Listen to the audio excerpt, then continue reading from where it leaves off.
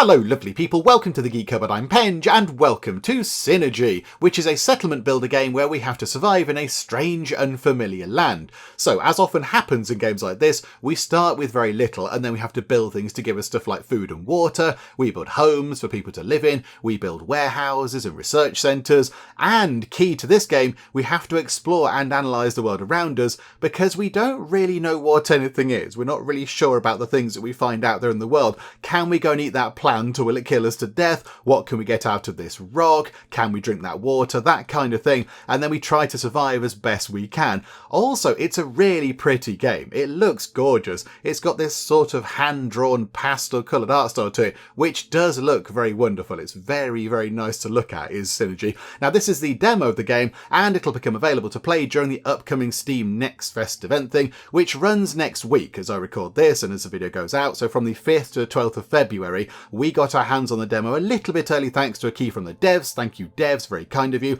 And as always, there is a link to the Steam store page in the video description where you can go and check the game out a little bit more if you would like to. But anyway, here we go, time to jump in and play some Synergy. Okay, we're going to be playing the Origin scenario. A group of exiles having to leave the desiccated oasis that had cradled them until then must rebuild in spite of their meagre resources. However, the climate challenges them at every turn and the desert overflows with strange and dangerous mysteries. Okay, sounds very intriguing indeed. So we are going to learn the basics of the game, and the better we do, the shinier medal we get at the end. So really, I think we should try to get more than 2,000 points and bag ourselves a lovely shiny gold medal. An end to the wandering. For 2 generations, our community lived in the heart of an oasis protected from the hazards of the outside world. But this oasis, like all the others, dried out and died. We were forced to leave our home. But all is not lost. Among these stretches of sand, we reach the shores of new lakes. Their waters, no matter how foul, promise to be life-saving if we can only treat them. Okay, so we lived in a lovely oasis, it then dried out, we couldn't live there anymore, and now we're searching for a new home. Okie doke. I do like how we dress. I assume that's our people there. Good hats, folks. Very good hats. Top hattage. Look at those, they're very impressive. Okay, right, let's dive in and see what we have to do. Obtaining water. Okay, sounds like an important thing. Your citizens require clean water to survive. In order to obtain it, you must build a pontoon, so your citizens might draw toxic water from the lake using special canisters. Toxic water, sounds delicious. Toxic water must then be treated and purified. Right, okay, we're not drinking toxic water. We purify it in a retention basin to then become clean water, which the citizens can then drink. Okie doke. So gather toxic water from a little kind of pontoon jetty type thing, and then put it into, sort of looks like, yeah, like a filtration tank type thing. Don't use it as a swimming pool. It definitely is not a swimming pool, folks. Okay, that sounds like something we can do. All resources acquired must be stored in the water tower, clean or toxic water, in the cellar, food and clean water, which are the resources the citizens use to feed themselves, or in the small warehouse, all of the resources. Okay, so things like, bricks and whatever go into the warehouse, foody stuff goes into the water tower and the cellar. Okie dokie, that's all fine so far. And now we can have a little look around, and look, it looks really pretty. It's got a really lovely art style to it. There's something over there. What's that? Starting storage. Okay, so that's kind of where all our stuff currently is. I don't know what stuff we have, but there we go. So that's kind of the starting point. But look, it looks really nice. A lovely kind of pastel colour palette. And I think it works well. I do think it looks really, really lovely. I think there's some water over here. I think that's water. It doesn't look very appealing right now, but we are going to purify it and stuff. So, okay, let's go. Where are we? So there's the starting storage. Our people are just sort of wandering about over here, look. They're just kind of pootling about in their amazing hats. So how about if we build down here, and then I assume there's going to be like a road or something, or yeah, like a path, and we could connect up our storage over there just to make people's lives a little bit easier, bringing down all the stuff they need to build everything. And then maybe if we could build over here, that would be quite useful. That'd be quite good. But okay, right, so let's get building, shall we? So get on a pontoon, a retention basin, and a water tower. Okay. So the pontoon is that thing. So that's a pontoon. What's that? That is also a pontoon. Is there a difference between the 2 pontoons apart from the direction they're facing? I don't think there is. No. Oh, okay, fine. We'll have that pontoon because that kind of fits over here.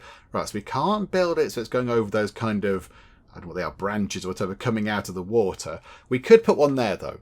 We could put one there. I mean, if we need more, it looks like, unless we can't put them adjacent to each other, it looks like we could fit a few along here. So let's put one just there, like that. Okay, right, so pontoon's gone down, then get the retention basin. How big are these? Ah, not very big at all. Okay, that's fine. So if we put that next to this, so they can get the water from the little kind of pontoon thing and then bring it into the, definitely not a swimming pool, don't go swimming in it, please, folks. Pop that over there, and then we need a water tower. Okay, right, can we get, is that a path? Yes, there we go. Right, so a trail, did they call that? Was that a trail? Okay, so a trail. So if we build a trail going all the way along there, does it go across that bit of water? Yes, it does.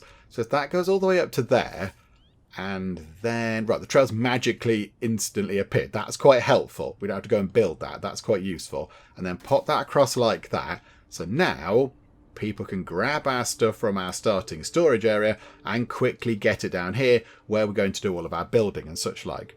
Right, that's quite good. And then we need a water tower. Okay, so if we've got a water tower, should that go in the middle somewhere? Because otherwise people are going to have to come all the way down to here to grab a drink. So maybe if we're going to build in this sort of area here, which I imagine we're going to, maybe could we have a little sort of a crossroads, a bit like that, look, because the path magically appears, so it's no bother to put some in. So we'll have a path like that, and then can we put a water tower just there, right on the edge? That will do. It does so they can store both drinkable and toxic water. For the water towers, they can store both. I mean, is it worth? Is it worth? We only have to build one for the current tutorial mission thing, but is it worth building a water tower there for lovely clean water and then having one down here for the toxic water? Because that's going to be, yeah, this is our sort of water filtration area down here anyway.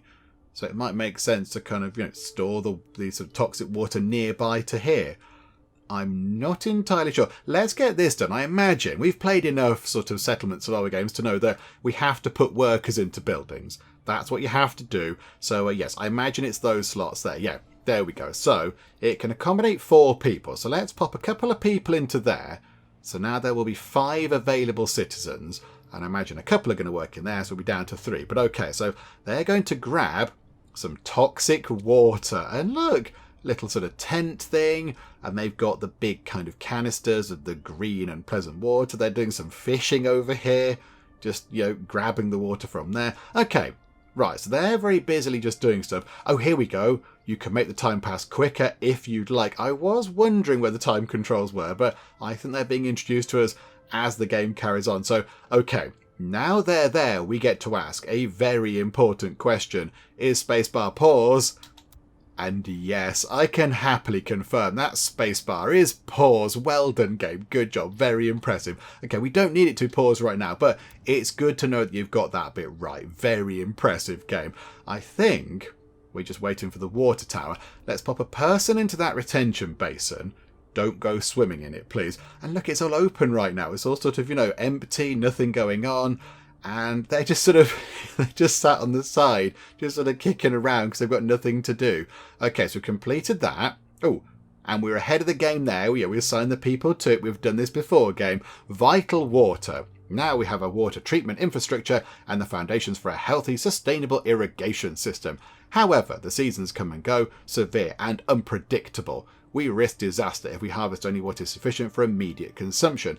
To keep our buildings running smoothly, we need to store enough clean water to prepare for a drought. Okay. It does look sort of, looks very dry out there. Very dry and very sandy. So yeah, okay, droughts are going to be a thing. Obtaining clean water is crucial to the city's survival and development. Water's rarity forces you to balance the expanding population's growing demand with the means of supply and the climate conditions. Some climactic events, such as the dry season, can end up being fatal for an ill-prepared city, as the means of supplying water are slowed significantly or even stopped. Crikeys, okay. Luckily, the upcoming climactic conditions can be consulted on your interface. Oh, the thing down here now, displaying the weather for the current cycle and those to come. A cycle is a unit of time made up of 40 days. Okay, so now we've got ourselves a little kind of weather predicting thing. And, okay, that was going to be temperate, I think. So I think they were all going to be temperate. Okay, I think we just did that, did we not? We saw that message already. Thank you, game. That's good. Right. Build 2 retention basins, assign 2 citizens to a retention basin, and obtain some water. What's that? Homeless citizens. Oh, can we build some housing? Or are we getting ahead of the game there a little bit?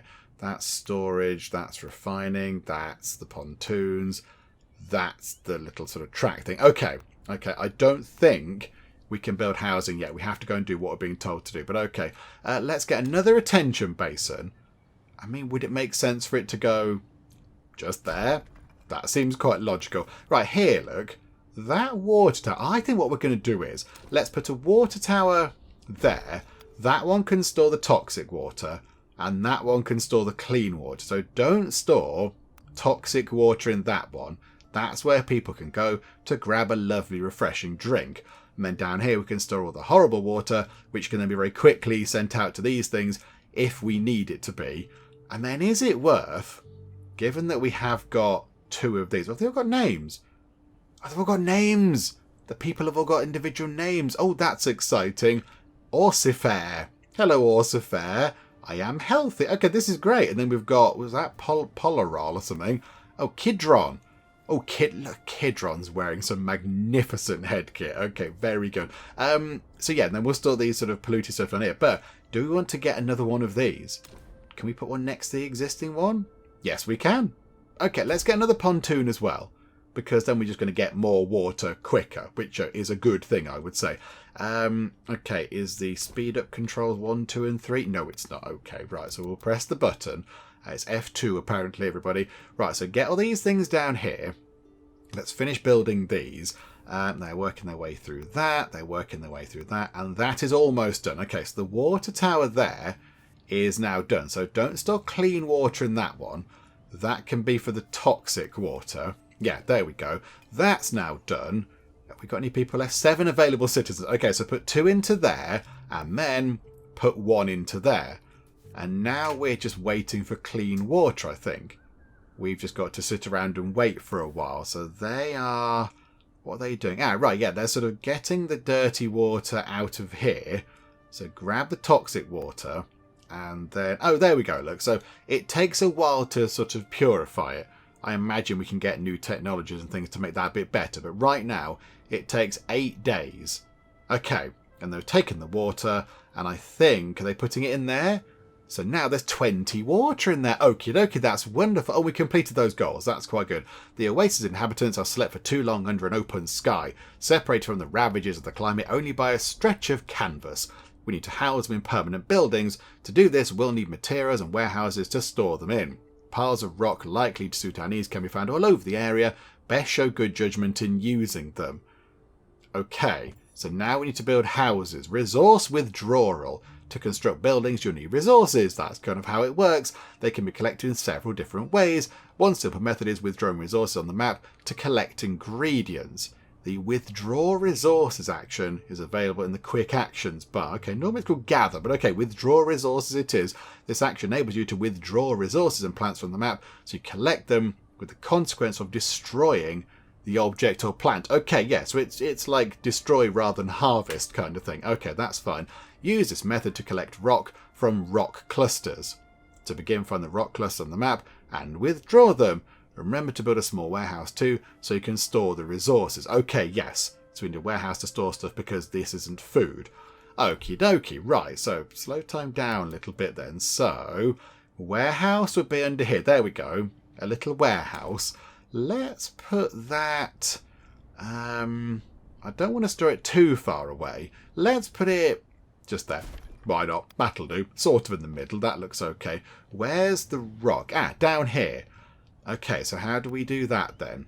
We do that. Ah, there's a button there. Withdraw. Ah, ha, ha. Right, I see. So you can draw a grid and they will go and withdraw those resources. Okay, so go and grab those rocks there. What's that? Cinder sprout. I don't know if that's a good thing or a bad thing. Medicinal and invasive. Okay, There's a little hole. There's a water point there. We can put a well there. And there's a sharp bush. Okay, decorative and edible. And also sharp, I imagine. At some point, we're going to have a gatherer, aren't we? Like a hunter-gatherer person. There's going to be a hunter getting out of the birds, whatever, and a gatherer getting those sort of fruit things. If we can. I mean, can we eat those? We know nothing about these things. Are they okay? Do we want them to... Do we want to go and eat those? I'm not entirely sure. Right, they're down here grabbing stuff from these rock clusters, which is good. So hurry time along a little bit. Let's get what we can from here. So we've obtained some rock. We've carried out a withdrawal resource thing on a rock. We've got 10 boreal rock out of 30. We haven't quite finished the warehouse, I don't think. They are working on it. 60, whatever it is, percent through. So they'll get there in a sec. I mean, yeah, it looks like a big tent, really, but that's fine. So they can get that done. Right, that's that sorted. And now it's just boreal rock. So is that what they're doing? They're picking up the rock and taking it back over here. Right, so I'm going to pop it into there. That's 20. Oh, okay, the next lot will be done, I think. There we go, wonderful. Right, so that's that done. Citizens need a roof over their heads to keep them safe from the climate and so they can live in decent conditions. They'll eat, drink and rest at home, making their homes' placement strategically important. Okay, so we can't just slap homes anywhere.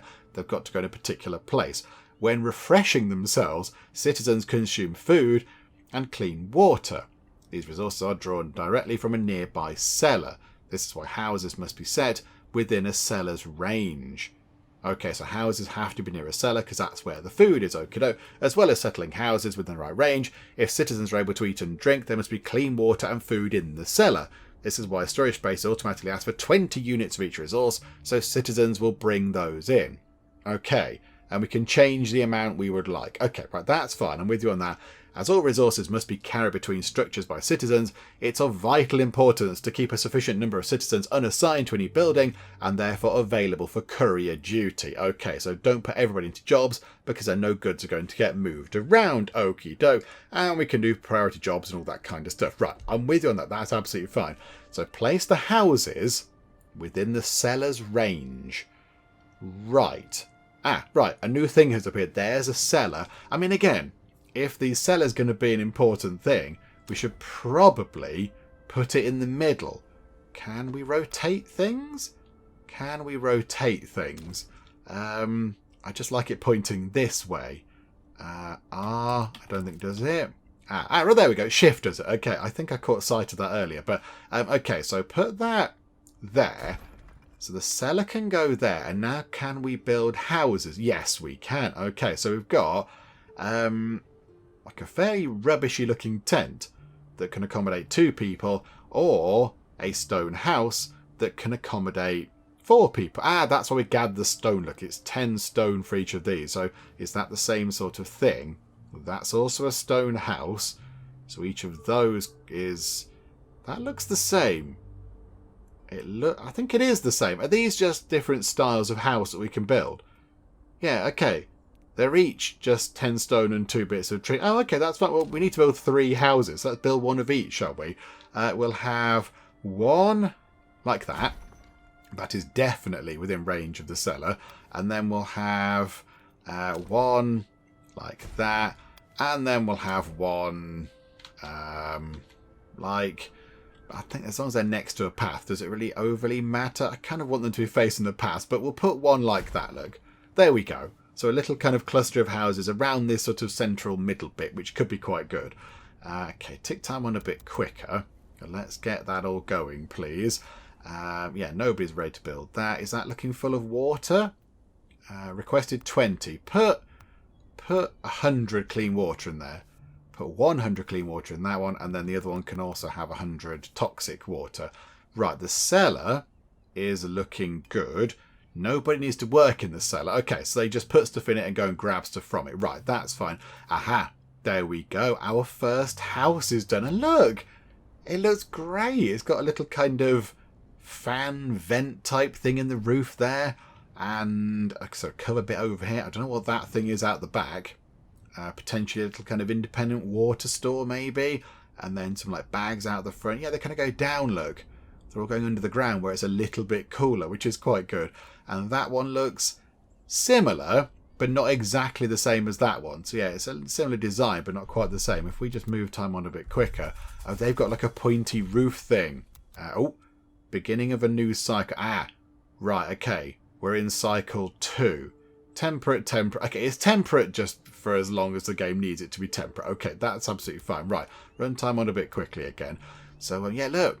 They've got sort of red things above their door and a sort of a pointy aeroplane roof thing. Oh, and like a little mini wind turbine type thing out the back. That's quite fun. And... oh, that's the same type as the... oh, botherations. Okay, I've built the wrong type of thing. Never mind. Life-saving curiosity. The supplies we carry with us are dwindling by the day, but picking the region's strange thorny fruits is risky business, and eating them is even riskier. Before collecting anything, we have to rule out any danger in exploiting these plants. Our scientific knowledge is limited, but the old distiller at the Oasis has sufficient equipment to carry out basic chemical experiments. By providing him with a mobile workspace, we can begin our botanical studies. Okay, and 4 adults have joined. Okay, so the workforce has gone up a little bit, which is handy. Environmental analysis. Okay, so now we have to go and kind of work out what's around us. Carrying out environmental analysis thanks to the field lab will allow you to bring to light characteristics of the local flora. Understanding your environment is the only way to get resources without causing suffering to your citizens or destroying your environment. Okay. Right, so yeah, we can get them to eat stuff, but it might possibly kill them. The first analysis type, surface analysis, informs you on the results of the withdraw resources action and the harvest action on plants. Okay, so I think in the email I got from the devs, there are 3 different types of analysis that you can do, but the demo that we're playing now only has surface analysis in it. So there's different types of analysis that we can do, but that's the one we have right now. Okay, so we can figure out what happens when we withdraw resources and what happens if we harvest a particular plant. Okay, that sounds fun. Harvest actions require a harvesting building in order to be communicated to the citizens. When a harvest action is carried out on a plant, the plant switches growth stages rather than being destroyed. Yeah, okay, yeah, I get that. That's fine. I'm with you on that. Yep, so you harvest the plant rather than just dig it up kind of thing. Since the action doesn't destroy the plant, the harvest order continues to be applied. Okay, yeah, that's harvesting. I get how that works. I'm fine with that game. That's all good. So yeah, now I think, will they put water in here? They might start loading up the cellar with water, but I don't think there's any food. Okay, so now we've got to build a field lab, a picker's cabin. Okay, I mean, let's put the picker's cabin over here, shall we? Near the berry bushes or whatever they are. Are they berries? I don't know. The fruit bush things. There's many new things at the bottom here. What's that? An infirmary. Oh, there's exciting new things now. Where is the berry bush gatherer thing? The picker's cabin. There it is. Okay, so 15 of whatever that stuff is. Bark. Okay, so I think if we put that... I don't want to put it... let's put it there, because there's space for a well behind there. But I think that should be okay. So drop that in like that. So that can be a picker cabin. And then we need a lab. Where can we put the lab? This is exciting. Made up of light and mobile laboratories intended for the practice of biological experiments on the local flora. Okay. If we put it down here, is that okay? We'll put it there. Look, it can go down here. So we'll get a lab and we'll get a picker's cabin. Analysing a moisture pods bearing plant, and then obtain 20 moisture pods. Okay. What's a moisture pod bearing plant? I mean, are they moisture pods? I don't know. I'm not entirely sure if they're moisture pods or not. That I think is nearly done. So we'll run time on until that's finished. I imagine... oh no, the lab is done before. Okay, hang on. Oh no, not that. I didn't mean to do that. Assign a worker to it. I meant to do that down here with the time thing. Okay, so in the lab, we want... let's put a couple of people into the lab. How do we do this then? Field lab. Analysis. Current. Add analysis. Surface analysis. They draw conclusions from what they observe of the plant. Okay, so we do that. Oh, and then we pick the plant. Okay, so go and look at that plant. That will be good. And then maybe go and look at the tree, because the tree is also lit up. Is anything else lit up? Oh, yeah, these little things down here are lit up. Go and look at whatever that is, a cinder sprout. And that wibbly thing just there, riverbank finger, and then that thing there. Oh, that's a baby cinder sprout. Okay, so they are now going to go and do some analysis. There's a pink line over there. Is that where they live? That might be where the workers live. Okay, so they are going to go and do some... they're looking through... look at the tree. They're analysing the tree. Okay, so one person is looking at the bush thing, and the other person's having a look at the tree. Okay, this is all fine, I think. So bringing bits back to the field lab. I don't know how long this takes, however. I'm not quite sure. Ooh, receiving analysis report. Okay, about what? There's analyses. Okay, by cutting a sharp bush down, we can collect its branches and the edible pods that grow from them. Moisture pods. Okay, right. They're moisture pods. The moisture pods produced by this plant grow back after a while. We can harvest them. The branches of the bush grow at high speed. We can prune them. Okay, so if we just cut it down, we get stuff immediately, but we can then harvest it. Okay, right. So we've done that. So now obtain 20 moisture pods. So now I think we have to go to the picker's cabin. And then, okay, put 2 people into there. And now do they just go gathering? Choose a task to assign. Okay, do we tell them what to do? Fruit picking. Okay, so go fruit picking. Oh, so if we want a gathering to get sticks or whatever person, like group of people, there'd need to be another cabin. So then I assume we can go, oh, there we go. Look, right, I get it. So now we can click on all those fruits because we know that they're okay. And we're quite happy with those. Right. Okay, well, there we go. And that's plenty for them to go and grab. That's pretty good. We have got 2 people who don't have a house. That's never a good thing. Yeah, let's build that one. I thought we built one of those, but we haven't. So we'll pop one just there because that's the other style of house, which might be quite good. And the big tree. Okay, so we can't harvest the tree. If we cut it down, we get a lot of trunk and a lot of bark, which is kind of what you'd expect if you cut down a tree. Okay, analysis report from cinder sprout is bark. Okay. And a fruit with an unpleasant taste, but numerous medical applications. Oh, we can get cinder kernels, but we can get bark from it. Okay, so can we... yeah, we have to have a different... So they're fruit gathering. They're fruit gatherers. So if we want to go and gather some bark, which we might want to do because we're running out a little bit, then we'd have to get another one of those set up. Or wait for them to gather stuff and then change it round, but that seems a bit of a bother. We'll put another one in down here, and then we'll just tell them to go and gather bark from the cinder sprout things. Yeah, okay, that seems fine. Right, runtime on very quickly. No builders are around. I don't think we've got that many people left.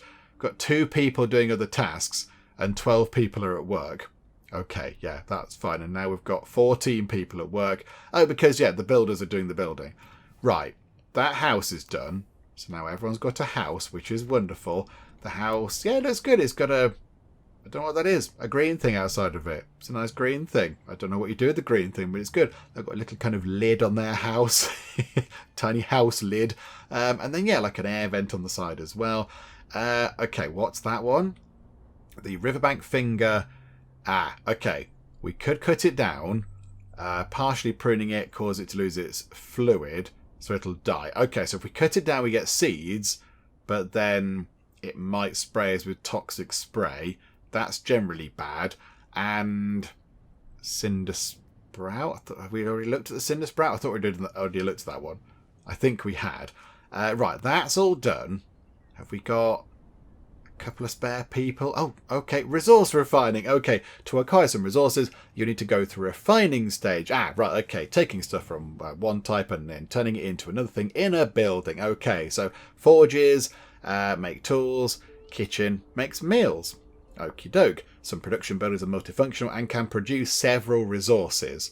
Okay, the production module enables you to choose which resource you want to produce and how you want to produce it. Okay, so I'm sure we can work our way through that. And the building speed depends on the efficiency, which really is all about how many people work in it. and then we can make it better with various kind of things, and the weather might make it difficult, and so on. Okay, yeah, that's fine. We can work on that. So I want to put one person into there, and I want them to go and trim these things. I want them to go and trim this, because that gives us bark. So we'll have some bark from that, I think, because that could be useful. Oh yeah, they get sticks as well from that, look. So sticks might be useful as well. So go and prune that. So they're gathering food from it, but they can also go and trim those ones. Yeah, okay, that looks good. Right, so that's that sorted. Build a kitchen, build a forge, obtain 40 simple meals, and obtain 10 tools. However, I would like to get an infirmary in. That requires 20 rocks. Where would rocks be? Boy, or rock? 55. Okay, so is it worth grabbing another, just a couple of bits of rock, just to offset that? Yeah, it's 20. So gather that, and that'll be just like a free infirmary, if you like. Because that makes sense, wouldn't it? At some point, it's going to pop up and say, your people are going to get ill. Put them into an infirmary, which appears to have a giant big pink balloon sticking out the top of it. So, yeah, we'll get that done. But, right, run time on a bit. Let's let them gather that rock, and then we'll get an infirmary up and running. Okay, there we go. That person is bringing back the final bits of rock, which is wonderful. So, get an infirmary up and running. Oh, they're quite big. Let's put it right there, then. So, again, near the middle of the settlement, that makes sense. We could potentially, around here, get another path kind of coming through like this, and then sort of meeting up across the back there. And then we can just have a little bit over here, which it might just make travel a bit easier. There we go. Right, so get the infirmary in. I know that's not what we're supposed to do, but we're doing our own thing now, game. And then, where's the other stuff? So a kitchen is 20 rock. How much rock did we have again? 90. I've got loads of rock now. And a forge is 20. Okay, so we should be able to get both of those up and running. I imagine they're also not small. How about we put them up here? No, that's a bit far away from the middle. We could put them here, look. Yeah, do you know what? We'll have a kitchen just there, next to the hospital. So they can have really nice hospital food. And then a forge. I mean, do people want to live next to a forge? Oh, okay. Right. It doesn't quite fit in that gap, which is a bit of a nuisance. Let's put it over here, look. We'll tuck that over there, because that might be an undesirable building to live next to. Yeah, okay. Right, we'll let them do it. Look, the little picker cabin. It's like they're trying to sort of live with nature. They've got sort of plants and things on the roof, and little sort of rocks and things on the roof of the picker's cabin. That's quite a nice touch. Sort of trying to blend in with the environment a bit and not be too cause too much impact with your building. That's very impressive. Well done, pickers. Okay, the infirmary is done, which is wonderful. It offers all-encompassing treatment, curing all ills suffered by a citizen. Okay, so they're very efficient. That's quite good to know. However, the length of the treatment and the amount of medicine required may vary, and while a citizen is being treated, they cannot accomplish any of the tasks. Okay, yeah, because they're in hospital. I get that. That's fine. Ideally, it's better to prevent your citizens from contracting illnesses at all. I mean, yeah, that goes for real life, doesn't it? That's just a regular statement, but okay, fine. So make sure people don't get poorly, else they have to go into hospital, and that takes them out of action. Right. Okay, at the infirmary, you may choose which ailment to treat. Assigning several doctors allows you to treat more citizens simultaneously. Some treatment plans require medicine. To produce it, you will need a pharmaceutical laboratory. Okay, we're coming on leaps and bounds here. Not long ago, we were trying to figure out how to get some clean water to drink, and now we're making our own pharmaceuticals. We're going into the world of Big Pharma, everybody. Right, okay, so that's up and running, with its slightly curious big kind of balloon sticking out the top, or I don't know, clown nose or whatever it is. I don't know, but it's got a pink thing sticking out the top. We only have one available citizen, so we might need to drop back a little bit at numbers of other people. Let's reduce a citizen from there and take somebody out of there, because we have got 200 clean water, which does seem like quite a lot, and we'll pop somebody into the hospital. Right, there we go. So we've got one doctor, and now we do have some spare other people, which is handy. I think it looks like the kitchen, is being worked on. There are some buttons down here I noticed, but they're not doing anything right now. There's world map, tech tree and culture tree, which all sound exciting, but they're not doing anything, which is a bit of a shame, but never mind. Right, we have a kitchen. Okay, so pop over to the kitchen. Oh, the infirmary's got a little airlock type thing. That's quite fun. All right, kitchen. Put a person into there. We're down to just, what, one available citizen right now, which isn't very good. But we're going to try to make a simple meal. A traditional simple meal. So we need moisture pods, vegetables, and clean water. Okay. Have we got any veg? I don't think we have any veg. Have we got vegetables? Are we now going to dip into the world of farming, possibly? I can't see any veg. There's some ruins. Oh, that could be exciting. What's that? That looks a bit like a vegetable. That looks vegetable-y. Okay, so maybe... Oh, and they're over here as well, look. They're over there. Okay, right, you, science people, go and look at the things. Go and have a nosy at the potential vegetables, please. Yeah, there you go. You go and look at those. That'll be handy. And I think as well, yeah, can we go over here and just have a look at these kind of ruined things? Somebody have a nosy over there as well, although we do only have one kind of labourer right now. Sorry, everybody. Yeah, they're lacking vegetables. I mean, can we take somebody out of some of the other positions? I mean, yeah, okay, we don't need 2 scientists anymore. We'll drop down a scientist. So we just have one of those. That is currently empty because we haven't got the people to move all the stuff around. We need more people. We need some more people to go and do some more stuff, please. Can we get some more population popping by? I mean, 3 people are out the front of the kitchen having a bit of a chat. Or they're getting ready to do the sort of Spider-Man pointing meme thing. I'm not quite sure. But okay, so they're having a chat.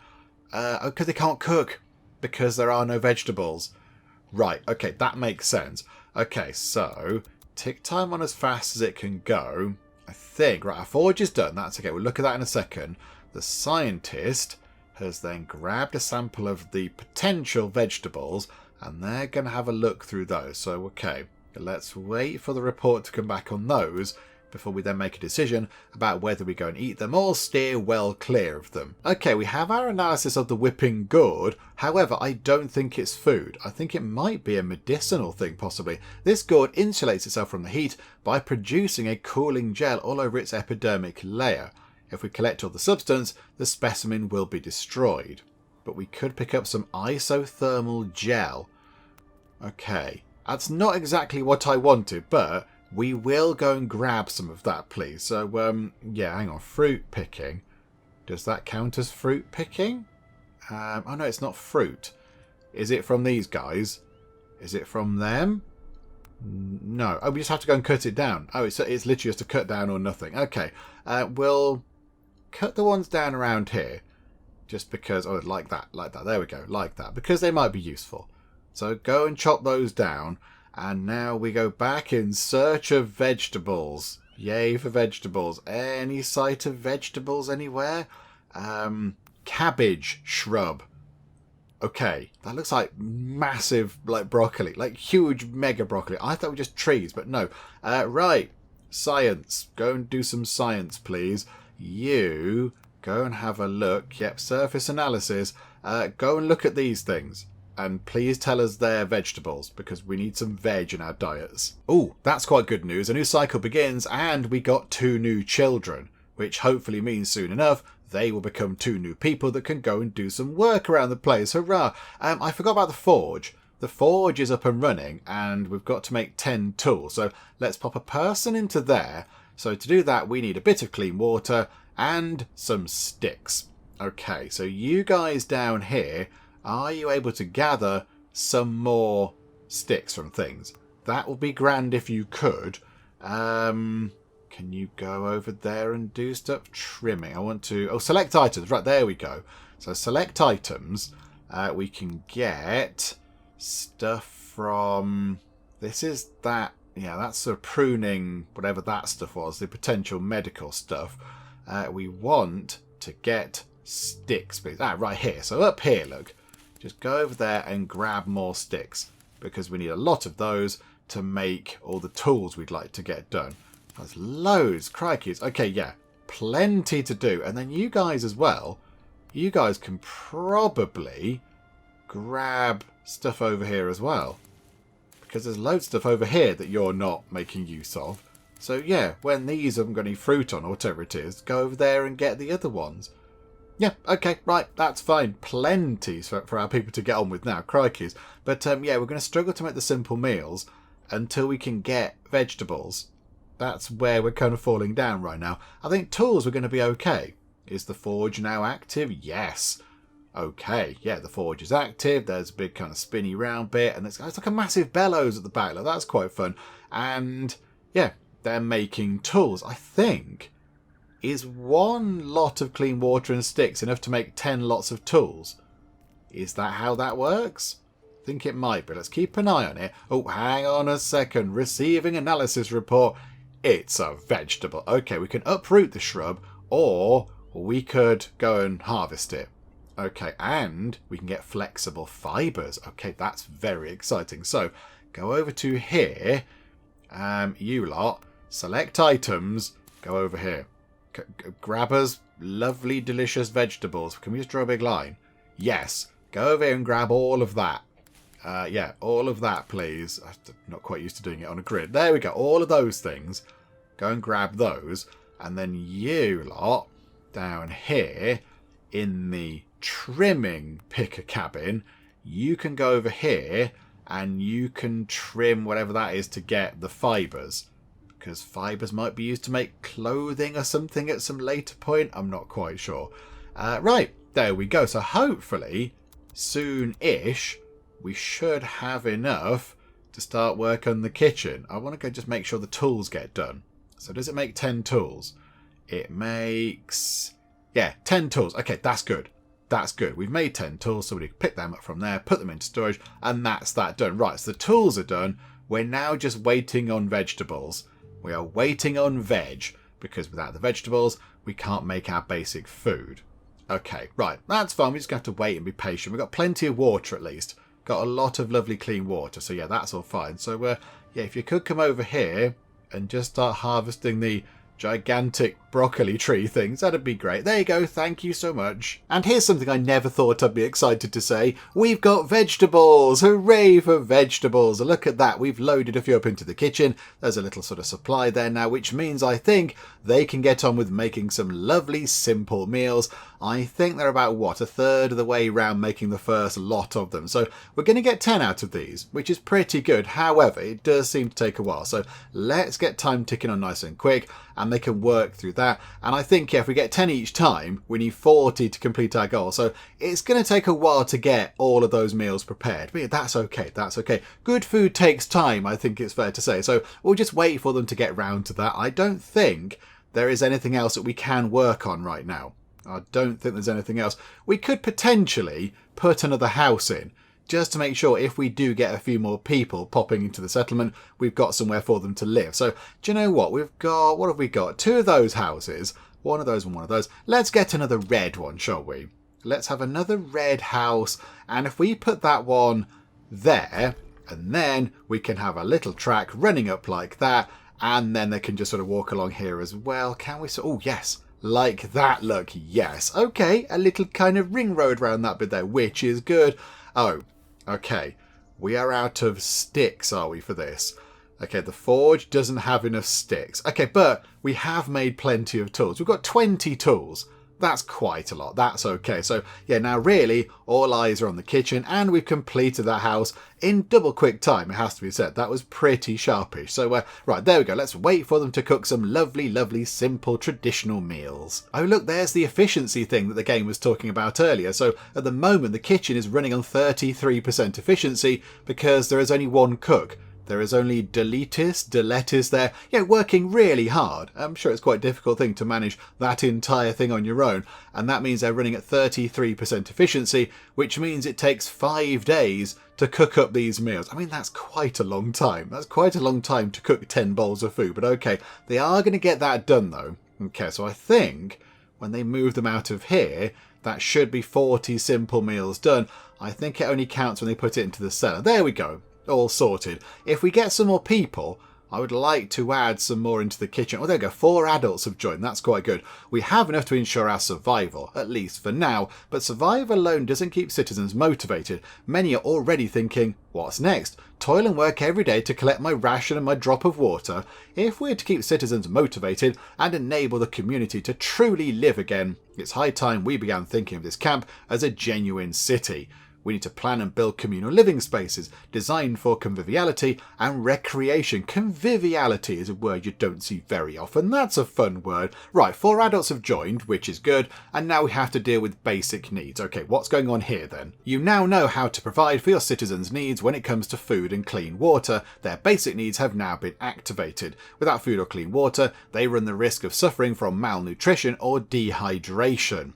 Ah, right, okay, so before, it didn't really matter if they didn't have water or food because the game was being kind to us, but now they are going to get a bit hungry and thirsty, and then if they don't get to eat or drink, they're going to feel a bit rubbish, and they're going to become weakened. They're going to have weakening, or may even die of hunger or thirst. Okay, so when they're unwell, their movement and work speed decreases. We can pop them into the infirmary to make them a bit better. Okay, if reinfected with the same illness, it will evolve into an aggravated state, requiring rapid treatment to avoid the citizen's death. Oh dear, so citizens can be lost in various ways: starvation, dehydration, serious illness, or death or disappearance during an ill-fated expedition. Crikeys. Now you've ensured your citizens' survival, the time has come to design a city with a coherent architecture and a sense of well-being. Oh dear, coherent has appeared there. We don't tend to do coherent, but okay. Building a square will allow you to begin designing a district. Okay, there are multiple squares available and several districts selectable per square, each with its own specific qualities. Oh, cultural square, barter square, botanical square. The cultural square sounds quite nice. Buildings belong to the district attributed to the nearest square. Each district requires the presence of a specific building to be valid. Other buildings mentioned contribute to district points. Okay, let's see how this works in practice then. Right, so it wants us to... Oh, that's quite handy. It wants us to build a cultural square, which is kind of what I wanted to do anyway, and then complete a social district and reach a district score of 200. Right, okay, so there's decorations, you say. There's a cultural square. Oh, there's like a sort of a fancy street light thing, and there are tables, a ground medallion. Okay, can we have a ground medallion, please? Because that sounds like a fun thing. There's a space there in that corner, look. Let's have a ground medallion, and then can we have a street light? There we go. We're going to have little decorative items. Okay, a bird nest. Oh, we have to have a bird nest. Where can we put a bird nest? How about there, look? Near those sort of bushes. That's quite a nice place for it. Okay, I mean, I realise we're wasting resource on this. How much stone have we got? Oh, I've got loads of stone. It's fine. Okay, so... have we got anything new other than those things that we can build? I don't think so. Okay, so it just comes down to... yeah, lovely decorative things. Oh, canteen. Social. Ah, right, okay. Okay, hang on. I'm getting ahead of ourselves. So, let's go to here. Let's build a cultural square. We've completed the ground medallion, which is good. So if we build the cultural square up here, I don't really know how this works. So... okay, we're going to put that there, and we're just going to hope that's a half-decent place for it. And there we go, look, the street lamp is in, and the ground medallion as well. Hooray for the ground medallion, and the little bird nest is in, which is adorable. Right, so if we just speed time on pretty quickly... resources are in, they're already building it. And look, I like how they sort of do the building work. They've got little sort of wheelbarrows, and you can see sort of concrete and things, and tools. So, it is like a real kind of, building sort of yard or whatever. They've got sort of tools left around, but now it's looking like it's coming together. The cultural square is looking pretty good. There's loads of fun things around here, look. Loads of exciting bits and bobs. A bench, a table. But here we go. Right, that is now done. So... we can now turn that into a district. Okay, so it covers most of our existing buildings, which is good. So we want to have a social district. Right, I think, pause time for a second. So how is this going to work? We could have a historic district, a creative district, or a social district. I mean, an historic district does sound quite good. To honour our difficult past and preserve the knowledge of present day. That does sound quite good, but I think, yeah, the game wants us to build a cultural thing anyway. But yeah, I think maybe that'll be one of the last things you do, possibly. Yeah, you need to get a little bit of history in our current state to then be able to honour it. Create a district sounds quite good. We're going to get one of those because that's what we've got. No, social district we're doing. So create a district would be a fun thing. We have to have a gallery d'arts. We have to have an art gallery and 3 stone houses in that area. Oh, botherations. Okay, but we want a social district.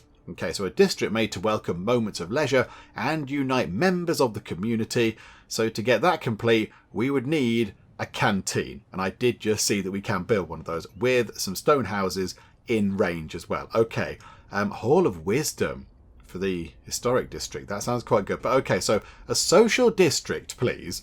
So stone house, if we unpause time, does it... Oh, the range for that seems to be a little bit smaller than the historical district. Oh, right. I mean, can we pick up and move that? Can we pick up and move that? Because all the houses are down here and it's just ever so slightly short. Right, destroy that. Destroy the cultural square. Let's put it in just there because then it's in the middle. Okay, right, somebody get rid of that. I didn't realise what the range was. You live and learn with this kind of thing. So, right, sorry to the builders who spent ages working on that very carefully. A new cycle, going into temperate season. Oh, dry season. Right, we do have a lot of water. We have a lot of water. So, okay, I'm not so bothered about that. We are going to get another person going into the kitchen just to make some more food. And I think we'll have one more person there and one more person there, gathering lots and lots of toxic water. Although we have got quite a lot of toxic water in storage. No, save that. Save those people.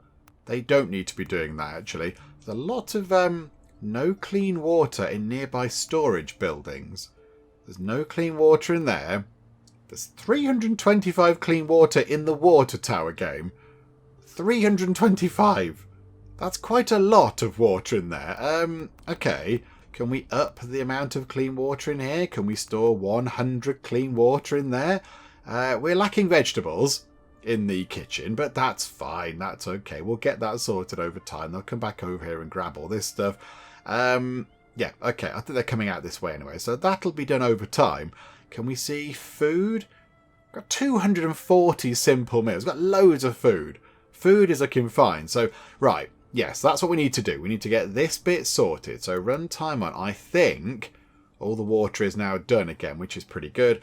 I'd like to think that we could possibly be done by the dry season. Right, the new square is done, even though it's round. But okay, so the new cultural round square thing is done. And not historic, social. Right, so the 3 houses are already within range, which is brilliant. So that's that sorted out. However, we have got other things that contribute to that score. Because, yeah, we need to get to a score of 200. So, at the moment, it's a score of 0 because it's not an actual official district. Yeah, we need the canteen in, but if we put a few of these things in, we are going to get some more points. Okay, so yeah, so if we put in a sun awning, that gets us 100 of the 200 points we need. Well, let's put a lovely sun awning in. Can we put it over there? Yeah, we'll pop it in near the tree, look. So you can stand under the tree to keep out the sun, or you could go under the sun awning. That seems okay. Bar à thé. Is that a tea bar thing? My French is a little bit rusty, but thé, so TH and then the E with the pointy X on it, that's tea in French, I believe. That's exciting. Okay, that's quite good. A banner produces... I don't know what that is. Okay, there's loads of exciting things we can now build. I wouldn't mind a little signpost. Maybe let's have a little signpost there to tell people about the tree and the bits over here. That might be quite fun. Just a little kind of fun thing. And then we need to get in... Oh, these things are over here. Look, we need to get in the canteen. We need to get the canteen in. Where? What's the range of that? So it could go over there. Or could it go down here? Can it fit in here? And does it still count? Because it's not fully within the radius of the thing. Or do we just pop it there? We're going to put it there, I think. Let's get the thing just there. Okay, so they can work on that. So we should then, if we get 30 points from having those two in, We'll have 130 points. The signpost has gone in. Yay for the signpost. So, yeah, okay. So get that thing sorted out. And then...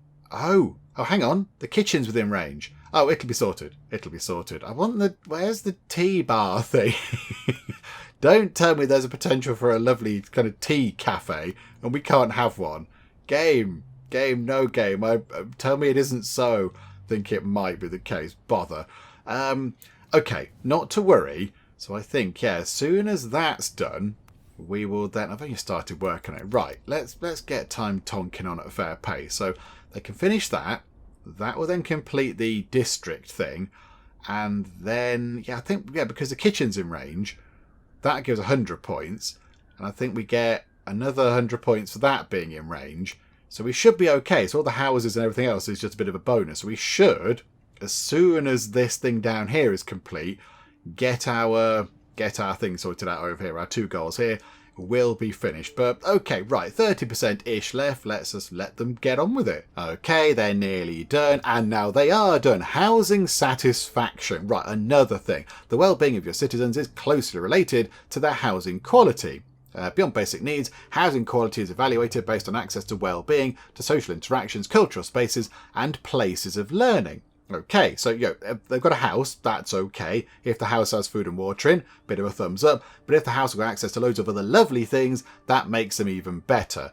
Access scores are applied by select buildings to all cells situated within range. For example, the school applies an access buff to surrounding places of knowledge. Okay, in the tutorial, we'll focus solely on well-being. Okay, so we're not doing education or anything else, just doing well-being, which I quite like. You know, well-being is very important. Good for mental health and such, which is key to everything. So there you go. Well-being score depends on proximity to vegetation, presence of water points, shade coverage. Okay, we built the little awning thing. That might be quite helpful. So vegetation, water points and shadow coverage lead to well-being. Refer to the well-being heat map to identify the most suitable locations on the map. Check the building details in the construction menu to identify those that impact well-being and construct those buildings. Okay, this is intriguing. Right, okay, so let's see what we have to do with this. So run time down to a bit slow. Build a scent garden. Assign 5 citizens to a scent garden. Achieve a well-being score of 15 for a home. So at the moment, they've got 9. So for example, let's pick that house there. So their well-being is coming from... Can we see what it's coming from? 9. Just says 9. Satisfaction of residents. So 4 residents. There's 36 out of 320. Does it tell us where it's coming from, though? I don't know. They just got some well-being points. Okay. So where is a scent garden? There's a botanical square. There's a barter square. Oh, I see. Right. These are the different other things we can do. Right. Where is a scent garden? That's a long fountain.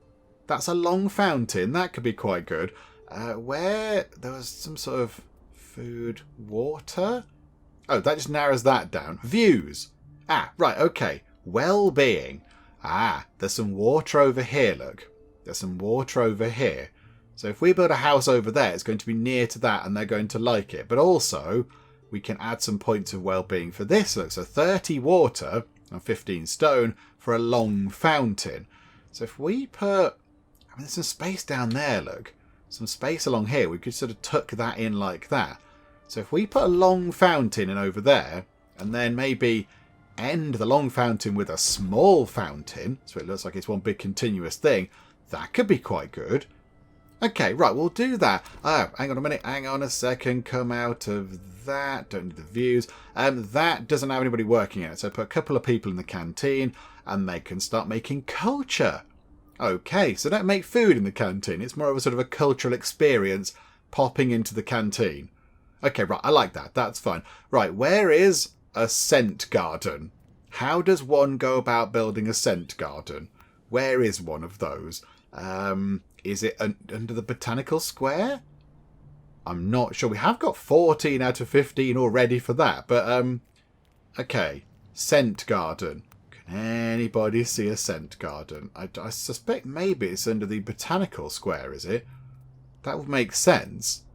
I'm not quite sure where else it would be. Oh no, there it is. There it is. It is a social thing. Ah, okay. It's an oasis of relaxation where residents can escape. And, oh hang on, the floral fragrances carried by the breeze create a soothing atmosphere, providing a moment of freshness and tranquility at the heart of the community. It looks quite big. It is quite big. Right, so if we put it there, it's going to be near to that water, which could be quite good. Is it going to blat that water? Go to well-being. Yeah, well-being looks okay around here. I don't know if we want to... Do we want to level... It won't knock the tree down. I think we can put it there. I think we can drop it there, and that should be okay. Yeah, we're going to put the scent garden in like that. Okay, so get that done. We are missing the resource. Seeds. Okay, we saw that earlier. Where did... they came from down here. The riverbank things. They gave us seeds. Okay, so withdraw... Yeah, go and chop those down, please. We have got some decent amount of workers now, which is handy. So, right, don't get poisoned by either Zaphion or Merylon, because that would be bad. Although we have got a hospital, which is okay. That's pretty good. But, yeah, so if we got seeds, I think we have. Okay, and I think when that goes in, the houses, the sort of nearby houses' well-being will tick up, because there's a great big kind of lovely thing there. And, yeah, so we'll complete that, put 5 people in it, and that will finish that off. Wonderful. Okay, right, yeah, I'm liking this. I'm liking this, all sort of coming together. I like the sort of district things. That's quite fun. So you can have your different kind of districts. I'm not going to change it now, but yeah, I do quite like that. So I wonder what other districts you get from having a botanical square or from having a barter square. Because, you know, the cultural square's got 3 different types. So that might have 3 and that might have 3. That's quite a lot of variety for things, isn't it? That's quite fun. Right, so runtime on nice and quick. They're already 40% of the way through the scent garden, which is good. I think a little kind of... Oh, it's like a massive flower in the middle, is it? Is that what it is? Oh, and then it's turned into a big sort of... almost sort of hot air balloon type thing. Right, scent garden is complete. So assign 5 people to it. That's quite a lot of people, game. That's so many people. Right, so the well-being's gone up, which is good. So people around here are now really happy. If we look at well-being, oh, it's green and beautiful. Look at that. People in the middle here having a lovely time. Their well-being is very much catered for. And we've completed the scent garden. Call of the unknown. A strange phenomenon is spotted by the citizens. It's a chaotically flashing dot of light, visible only at nightfall. Residents fear it could be a distress signal. Numerous volunteers have come forward to investigate the phenomenon and, if necessary, lead a rescue operation. All that remains is to select the team and equip them for the journey. Okay, 6 people have joined us. So, New Horizons. 2 mechanics shape this game's progression by introducing new possibilities, research and exploration. At the beginning of a new save, most buildings aren't immediately accessible and must be discovered through research projects. Research can also unlock new building effects, such as buffs or new tasks. Okay, that's fine. Research is split into 2 differently themed trees, Tech Tree and a Culture Tree. World exploration allows you to make important discoveries. Beyond the possibility of finding resources or meeting new citizens, explorers can also bring to light new plants which can be reintroduced into our environment, as well as tablets containing precious knowledge. Okay, right, so ancient stone tablets of exciting knowledgey stuff. Okay. However, expeditions are neither free nor safe. The citizens who engage in exploration will be forced to make difficult and potentially dangerous choices. Okay. So what do we have to do? Hall of Wisdom, unlock exploration missions, build an explorer hut, inspect the source of the chaotic blink. Okay, it sounds exciting. It sounds exciting. What is the chaotic blink? Okay, so a Hall of Wisdom. A Hall of Wisdom, understanding the world. Yeah, I think, yeah, we saw... Was that part of one of the square things? Was that part of the history square thing? It might have been. Oh, research centre as well could be quite useful. But okay, we'll have a Hall of Wisdom, please. And we'll put that... Oh, it's absolutely huge. We will put that over there. That'll do. It can go over there. And, okay, we haven't unlocked the Explorer Hut yet, of course, because we haven't got that in yet. Okay, we are lacking bark and rock for that.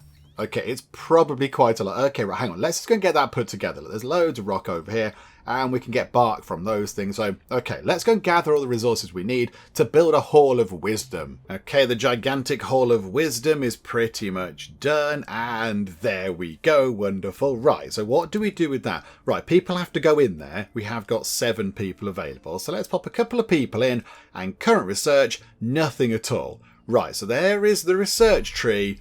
Okay, here we go. You can research a project to launch. You may only take on research linked to an already completed project. Okay, that makes sense. Each research project requires the investment of resources. Tablets discovered during expeditions may be used to instantly unlock new research projects. Oh, right, that's quite handy. Okay, so we need to do exploration-y stuff. Whereabouts is that then? Explorer. So that's education. That's a spherical forum. Where is the explorer? Ah, there you go. Exploration missions. Okay, so we want to do that, please. So that's going to take 8 days. Does it tell us? Resource cost is nothing. I don't think that costs anything in terms of resource. About further on down here, we're not sure about that. Right, we don't know about these. That one there, though, clay roads, is tools and rock. Oh, that's quite good then. So yeah, it does require sort of relevant things as they try and figure out how clay roads work. They're going to get some rock and some tools and kind of have a little go and see if they can make it work. Tools and culture for education. But, okay, right now, begin that research.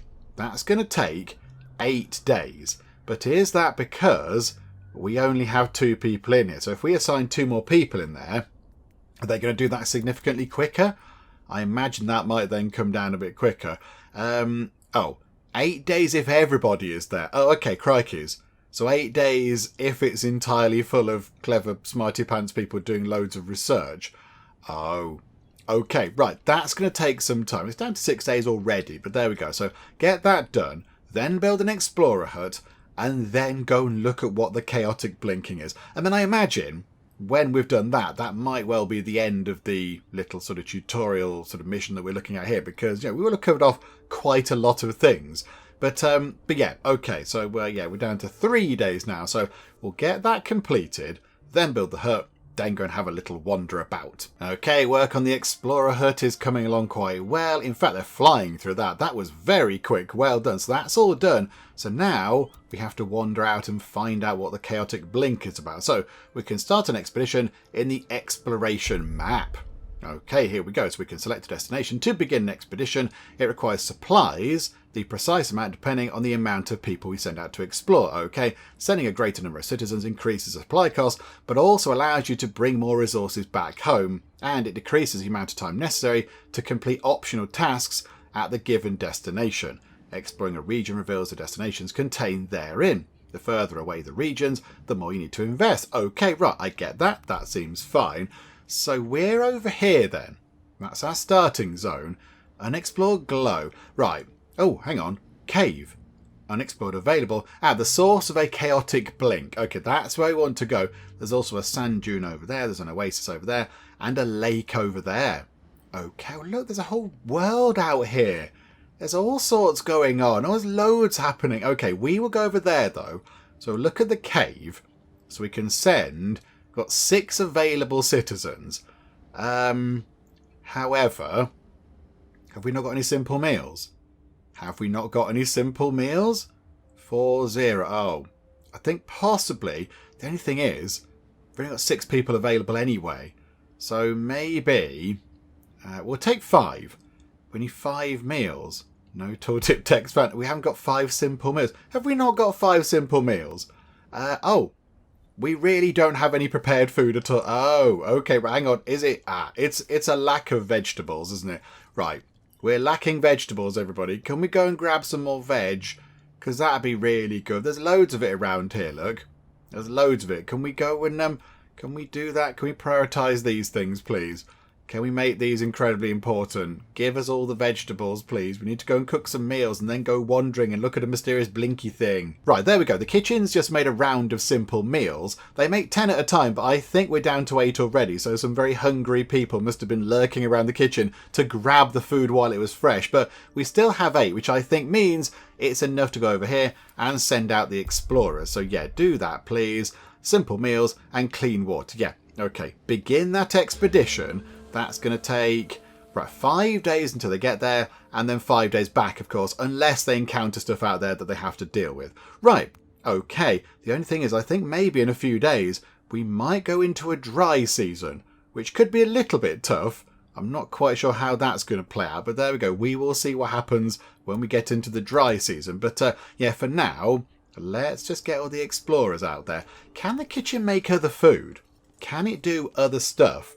If it can't make the simple meals, because they've already gone, look, some have gone with the explorers and the others have just been really quickly sort of snaffled up.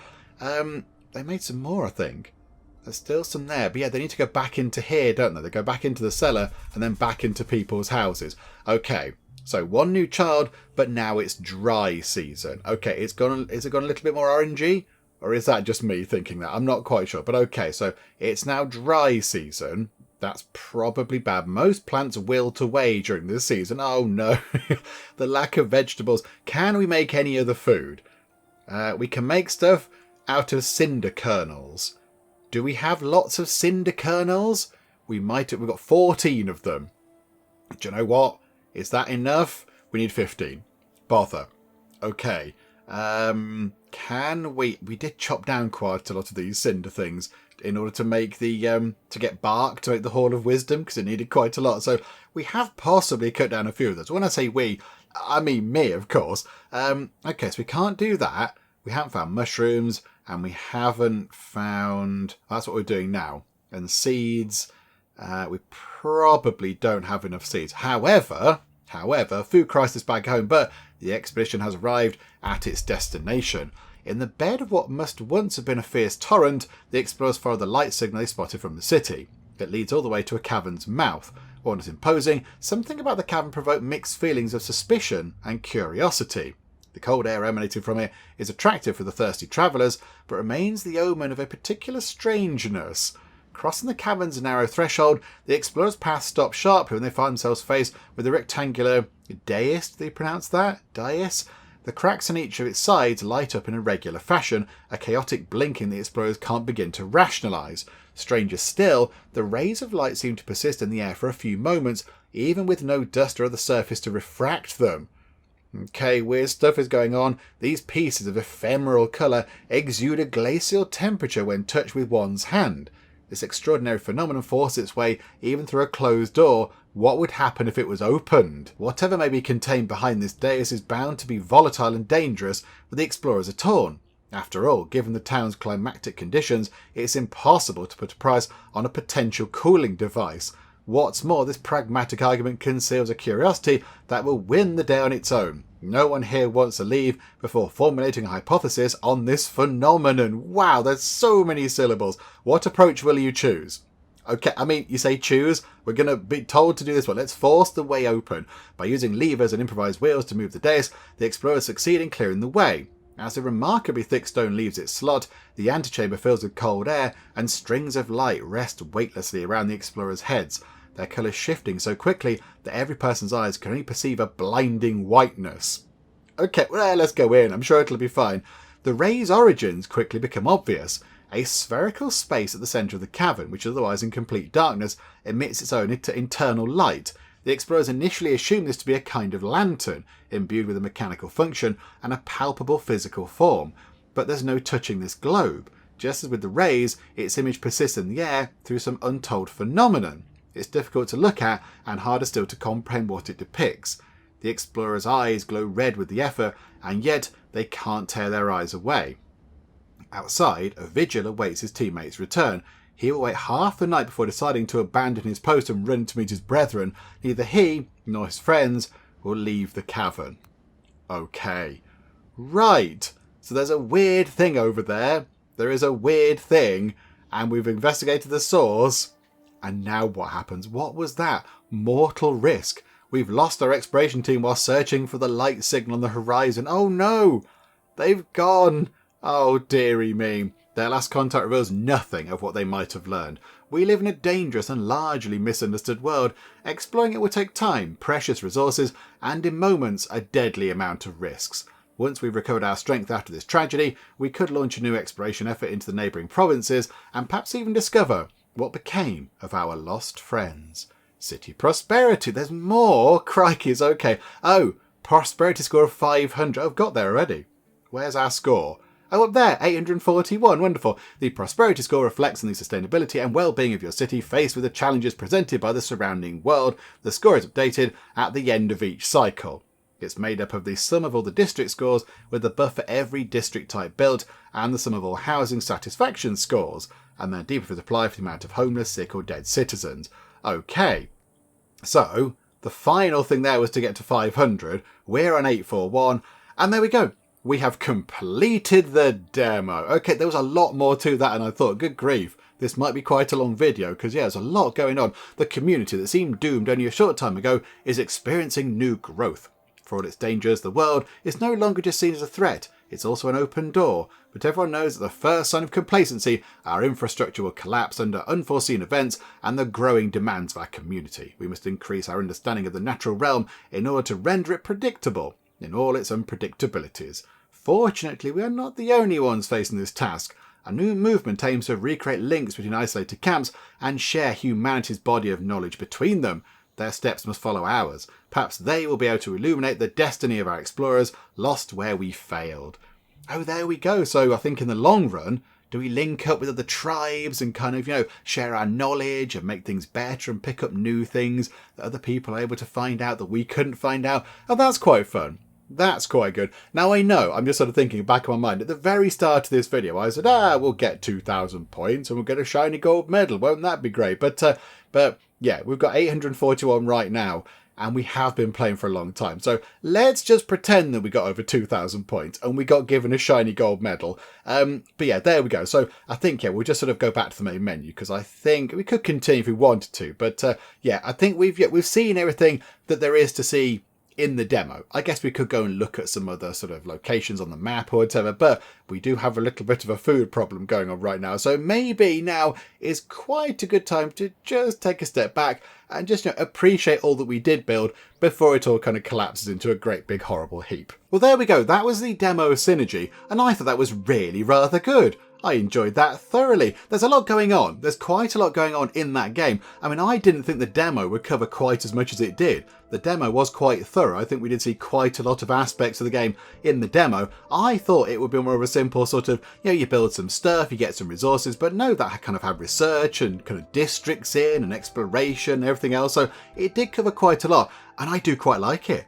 I quite like it. It does seem to be quite tricky. It's not just one where you can just breeze through and go, yeah, it's all fine. Like at the end there, we were struggling for food. We didn't have any proper sort of meals prepared, so we were struggling to get some decent food sorted. So, it does seem like quite a challenging one, which is always good. It's always good. Keep you on your toes and such. I think it looks wonderful. I do think it looks really impressive. I like the visuals on it, all very distinctive. And you have all your different kind of story bits going on. You've got your missions. It's really good. It's a really good, quite different, I would say, in terms of how it looks and how it plays out, sort of, survival, city builder type thing. And yeah, I'm glad we took the time to look at it, and we might well pop back to that at some point when it's either going into a more complete early access version or into full release or whatever. I think we might well be popping back to this one, just see how we get on in a proper game, without it kind of stopping where it did in the demo there. I'd like to come back and just see how we get on, and maybe next time we can, sort of get some more food on the go and such like, because that was where we would have fallen down this time. But